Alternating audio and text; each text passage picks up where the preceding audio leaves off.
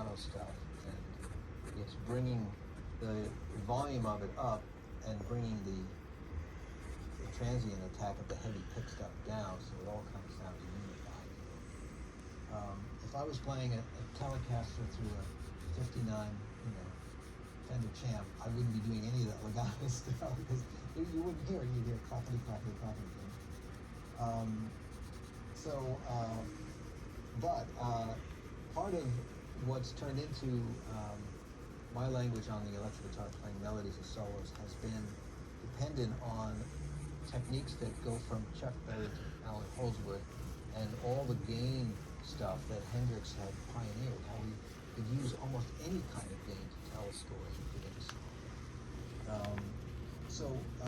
You obviously, I'm playing scale. I'm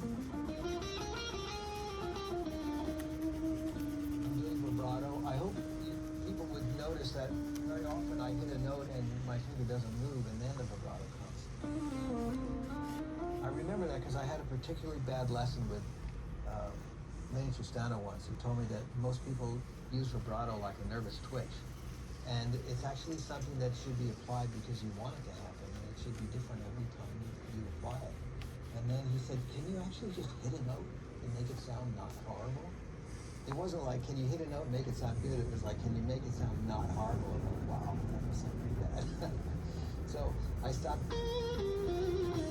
doing that, right? And I started going, I was like, can I just hit a note? And just like, is it okay? And I became fascinated with that when I was just a teenager, just like, wow, like that's what a great lesson. So I still use it. I still sort of popped into my head as I was playing for it because I thought that's exactly what I'm doing.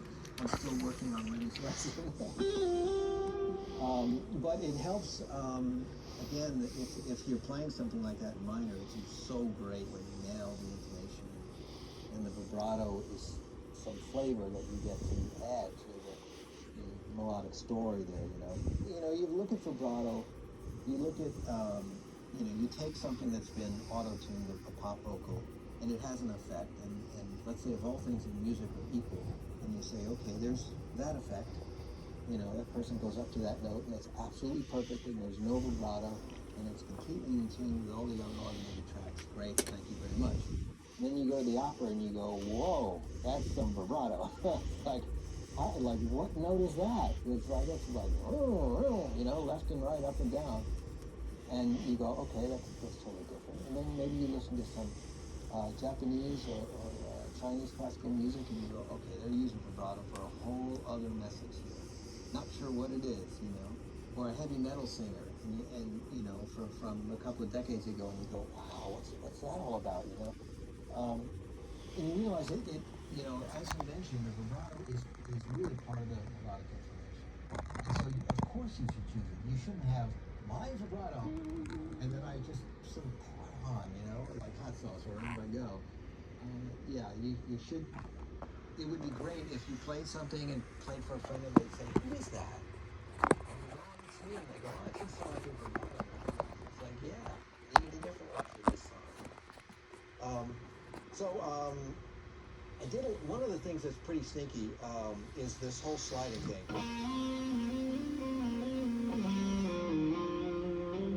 More successful, let's say, on the D string. It's not too big, but it's wound.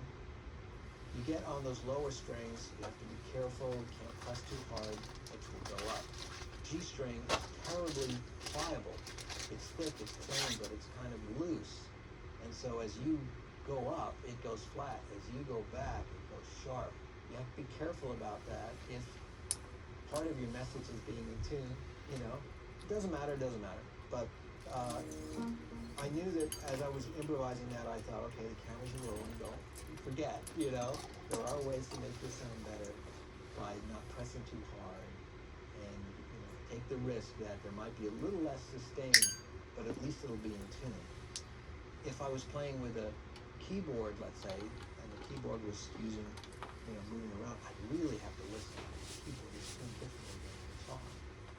If in this particular case there's no accompaniment, I'm kind of free.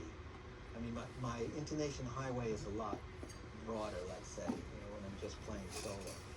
The more instruments you have with you, if there's someone doing harmony, you just really have to listen to everybody and maybe you go, sliding on the G string, not such a good idea, because you'll notice I'm flat when I'm doing this and I'm sharp when I'm doing that. Anytime you got a bar, it's, you have to be careful with how much emphasis or how hard you whack the strings, to put it more plainly, because the energy gets absorbed into the springs, it comes back and it can add a vibrato to it. So you have to really, create the illusion of whacking the strings sometimes, and that's where the gain structure can really help create that sound and the picture of angst when actually you're playing quite lightly.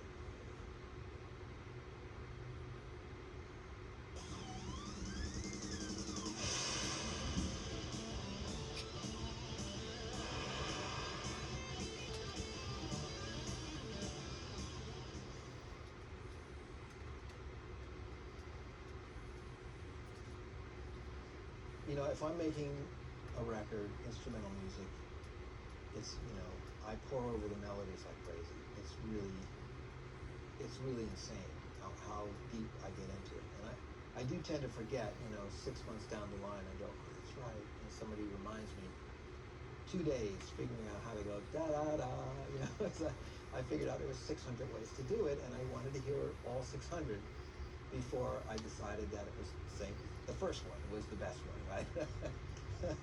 There's a song on the new record where it's got a lot of weird,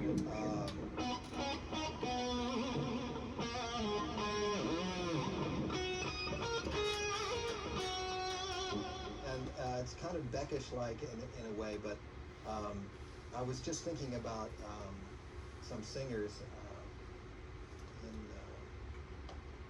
in the East, basically, and anywhere from Japan through all the way up through Eastern Europe, and their use of vibrato is quite different. And I was trying to figure out, well, how do I get to use these outrageous vibratos and to have them be the most effective? And once again, the idea is to hit the note first, like Lenny suggested. Like, can you just hit the note and not suck? And if you can do that, then whatever you put on after that is really just the flavor of the song. It's not putting the melody in danger. It's not putting people off.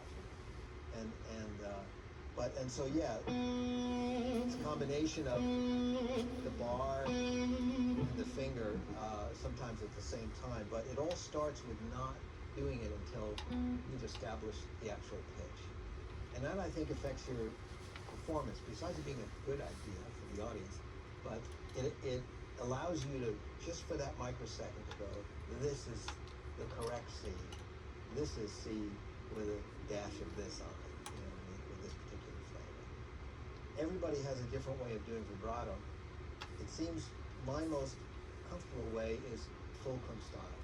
So the side of my knuckle here is up against the side of the fretboard, and I'm pulling or pushing, but letting the strings tension push my finger back into what is good intonation.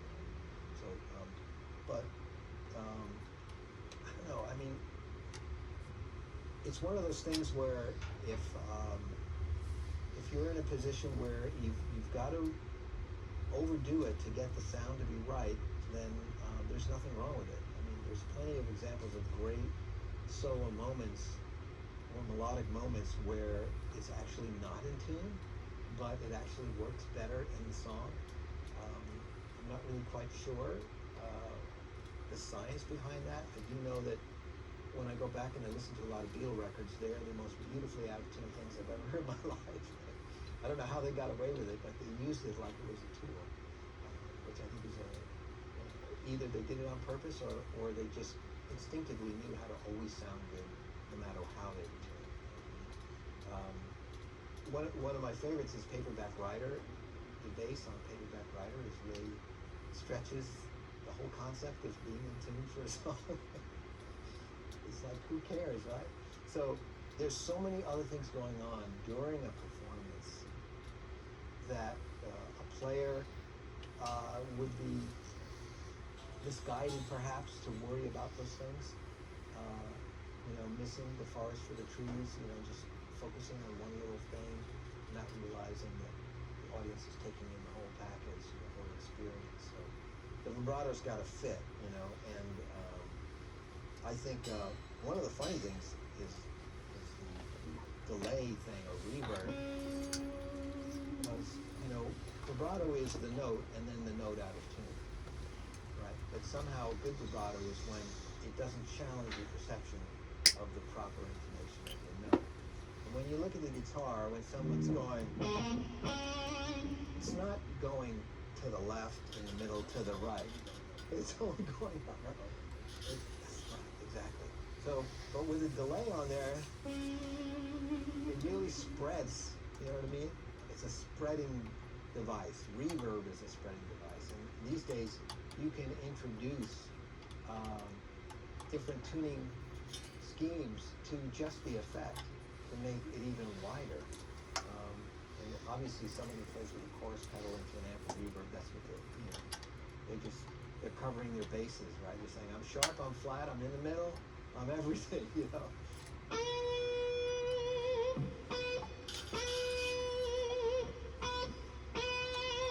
Did you notice the difference between those three?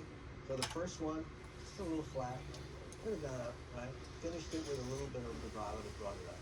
Second one was pretty much right on. The vibrato kind of shook, like what you said before, left, right, center. Third one went just a little over the edge. You know what I mean? More like, hey, he's aggressive. So the first guy's, you know, sad. Right. So a blues song in a minor key. You know? It's sad, right? But if you're, and it's sort of like, you know, the angst is in there. You know? It doesn't matter. You're measuring up to the intensity of the song. So each of these vibratos, and this is a very simplistic example, but I'm saying those three should cue people into the fact that, wow, I could bend up to that C note in three different ways, just three for today, and I could see what I felt about it. And you know, maybe there is a place where, you know, in my set today, vibrato one, you know, just kind of just almost getting there is the way to go. And but maybe it's the other way. Maybe I should BB King it and just say, hey, I'm sharp. That's just the way it sounds when when I'm playing the blues. It's like you wouldn't do that if you were playing some other kind of style of music. If somebody said, you know, play, and you were playing with a bunch of other instrumentalists in the band, you'd have to be there. But if you're by yourself, does it really matter? You know, if you're by yourself and you're trying to create a blues feeling, you know, like B.B. King or something, he definitely was a master of understanding that it was more important to have a feeling into it than to worry about anything else. Like to have a preconceived idea, like, now remember, B.B., don't press too hard on the string or what, you know. It's like, why would he even think about that? You know, he's the master at creating a feeling, and that's what he's doing. So all of us have to understand our gig, I think, figure out what's best for the moment for the song. All of us have only a certain amount of time to practice. And I learned this from teaching thousands of students who were of all ages and had all different kinds of lives and had responsibilities. And you couldn't say, well, you just do this 6 hours every day of your life and you'll be good. You can't do that. So I'd say to myself, you know, before I tell the student that he needs to practice his vibrato, like, is there a better place in his musical life where he will actually gain the same practice without having to sit there by himself in the room hitting a C on the B string for an hour, right? What's he going to learn there? So especially if it's someone who, let's say, doesn't have a lot of musical experience, they don't know how to practice like you and I have been playing for decades. We have a discipline, and we know we can block out the rest of the world and we can say, this will have a beneficial effect because all my years of experience have taught me it's worth putting in an hour of this one little technique, and it'll show up on the road somewhere. But for somebody else who has to say, well, I've got to do this for Joe, I've got to do that weird finger exercise, and he wants me to learn this Lydian blah, blah, blah mode, and I'm trying to learn this Metallica song so I can play with my buddies. So, like, when do I have time for vibrato, right? So I'll figure out a way, like I'm thinking, well, if you're going to play, you know, metal with your buddies, practice the vibrato when you're playing the song. I don't want to waste your time sitting there going, you know. Just when that moment comes where they let you take a solo, remember that there might be a better way to do vibrato. So just listen to yourself and say, am I in tune? And then I'm adding vibrato, or is my vibrato making me sound out of tune? And it might just take that one song at